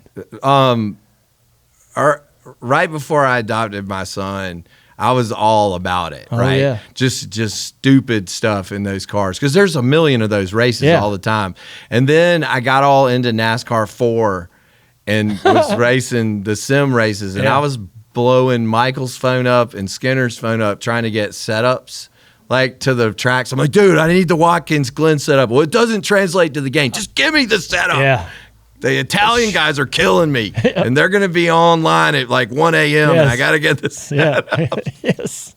Did you get sucked into that? Yes. Of course you did. Of course. I would have had the setups that you needed. Yes. Did people know that they're racing you when they're on there? You have to use. Well, back then I think we had different names. You had to type. In the things. The one thing that we didn't get to that I wanted to talk to you about, but maybe for the next visit, was you did a pilot. Show about you fixing flipping a boat. Ships. Yeah. Did you finish? So the boat? Yes. No, what kind of boat? No. So that boat, I actually finally had to tap out. What kind of boat are we talking about? It was an old Hatteras. What year? A 60s era, all 68. Right, so super old, yeah. Yeah, but the hull is like 3 inches thick. You could drive this thing onto a beach and push it off with a bulldozer, and it would not be hurt at all. And the problem is, the whole reason why I even started that was because I got the boat for almost nothing, and I believe I can do anything, right? So why wouldn't I start with like a bass boat? Let's restore a bass boat. Let's not start with a 50-foot, 40,000 pound, And this thing needed everything. I mean, I pulled the Detroits out of there. We rebuilt them. We did all this stuff. I mean, we did so much stuff, and I still had 3 years worth of stuff to do. And I finally, about a year ago, somebody made me an offer on it, and I tapped out. Yeah. I finally was like, I got to stop this because this is madness. Yeah. Plus, but you shot a pilot for it. I shot a pilot, but that turned into an Animal Planet show where we were restoring. And I wanted it to be about this one boat because I was like, I can get Animal Planet to pay for this boat that is going to kill me. And they turned it into, well, can we do different boats? And I was like, the only answer is yes. Like, sure, we can do whatever you want. And so it turned into this thing. But more than that, what it turned into was there was a character on the show named Wayne, and I've known Wayne he's a wrench thrower. You know those, you know what I'm talking about? The guy that gets mad at you and actually throws wrenches, right? So, and Wayne, he was born in Pumpkin Town with spina bifida, and you'd never know it. He had this outsized personality, and he's kind of, he seemed like the crazy hillbilly, and he's so funny. He's just, you never know what he's going to say. And Duck Dynasty was on at the time, and I was like, Wayne's 10 times funnier.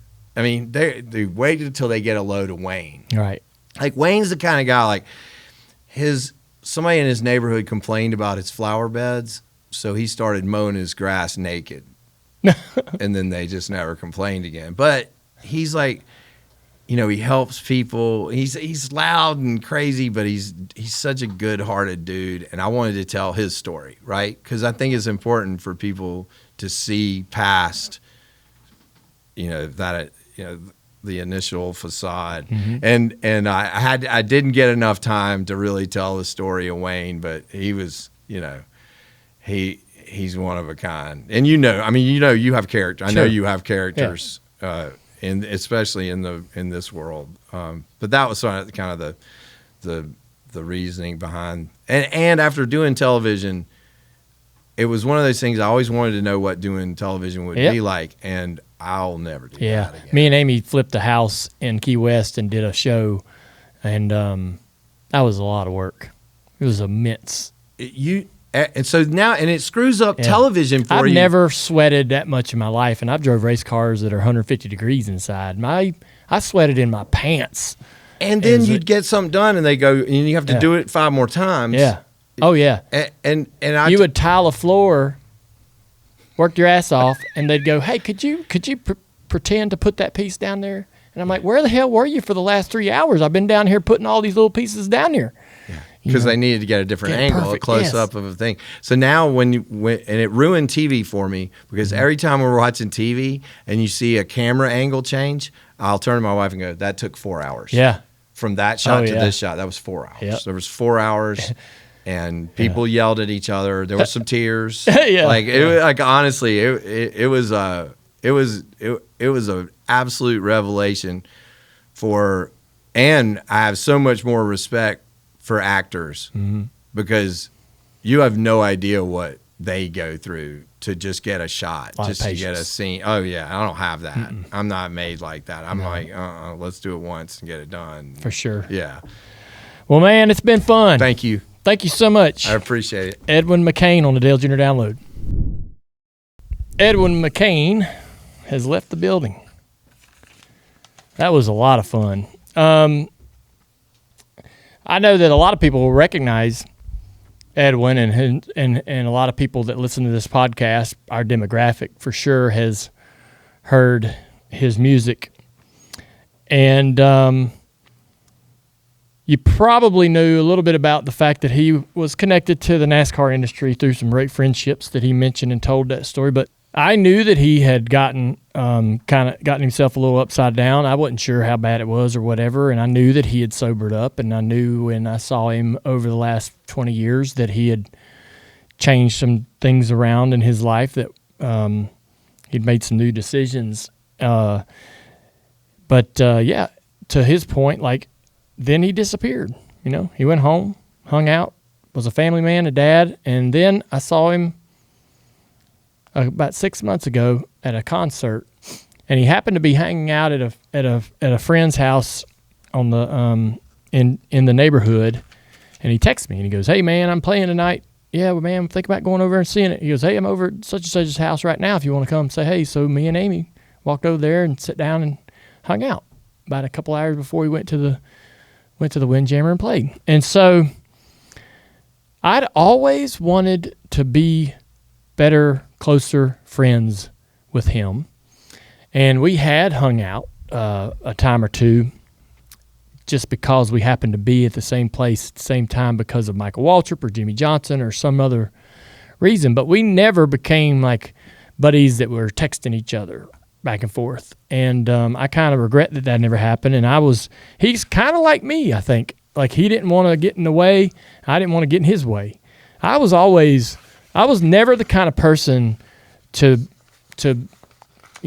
get somebody's phone number that was a famous musician or something and then start just talking to them like they were my buddy. You know, if it didn't come naturally or just didn't happen organically, I just didn't let it happen. And a lot of times when it came to people of fame, I was almost, I didn't feel worthy of engaging and communicating with them a lot of times. So that was a different time back then. I mean, I was full of myself, but at the same time, not very, very insecure, you know? Anyways, enough about me. That was a great conversation. Edwin, thank you for, just coming in strong and being open to telling your story. I'm so thankful that he's in the shape he's in today, that he's the person he is today. I knew when I met him, he was a good soul, and that never was lost, right? You know, he got into some bad habits, but that good dude and good person was always in there. And that's, that's probably why him and Michael got along so well. Michael probably saw that same thing. But it's awesome to see him thriving today, and I'll definitely catch another show or two for the end of the year. I hope y'all enjoyed it. He's a great storyteller, and there's a lot more to it that we didn't even get to. I hardly looked at the notes, honestly. And he had a ton of stuff to talk about. Sang the national anthem at Gillette Stadium for the AFC Championship game between the Patriots and the Steelers in 2017, and he's involved with organizations like the Meyer Center for Special Children and Project Host. Very charitable guy.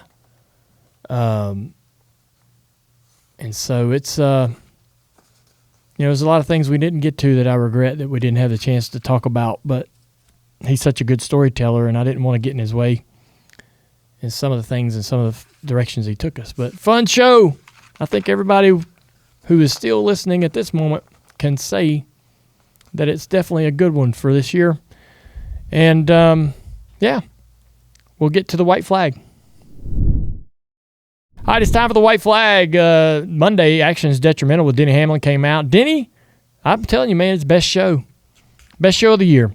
He really does a great job of telling us why he believes that the next-gen car struggles on the short tracks. It does. We're not going to argue that. It does. And he will, he eloquently, in a very, great way, tells us what he thinks about that. And he takes no shots at anybody or NASCAR in general and just says, hey, here's what's going on. Here's what I think we could do, and we'll see.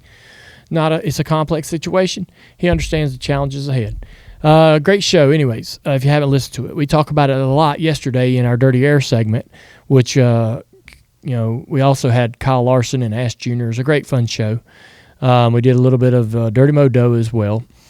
And today, Herman Schrader and Speed Street come out with Kenny Wallace and Kenny Schrader. Kenny Schrader called me the other day, tell me how much fun he's having making the show with Kenny Wallace. And I've talked to, me and Kenny Schrader have always been in touch, but I'm actually talking to him more now because of this, and I love that. So I love that this show and this little arrangement has brought us closer together and more communication between the two of us. Connor Daly does a great job of telling us everything IndyCar, because we love IndyCar. We love that series and all the complex personalities involved, and Kyle Larson's getting ready to go do the double, so that'll be another great reason to tune in to Speed Street over the next several weeks. So also tomorrow we have Bless Your Heart. Amy and I will do another episode of that show. We're having a blast. And, that'll be the weekend. Don't forget to shop at this website, shop.dirtymomedia.com. Shop.dirtymomedia.com. That's where you're going to find T-shirts, hoodies, hats from Dirty Mo Media stuff, just Dirty Mo Media branded stuff. And then you're going to find also specific podcast branded apparel, Door Bumper Clear, the Dale Jr. Download, Speed Street, Actions Detrimental, and even Bless Your Heart. Amy herself, I'm very proud of this. She herself has been working on the hats and the shirts and stuff for Bless Your Heart. And she's got some funny stuff coming out that is for the ladies. I'm very, very proud of that. Very proud of her. It's been a great week so far. We'll see you tomorrow with Bless Your Heart. Thank you.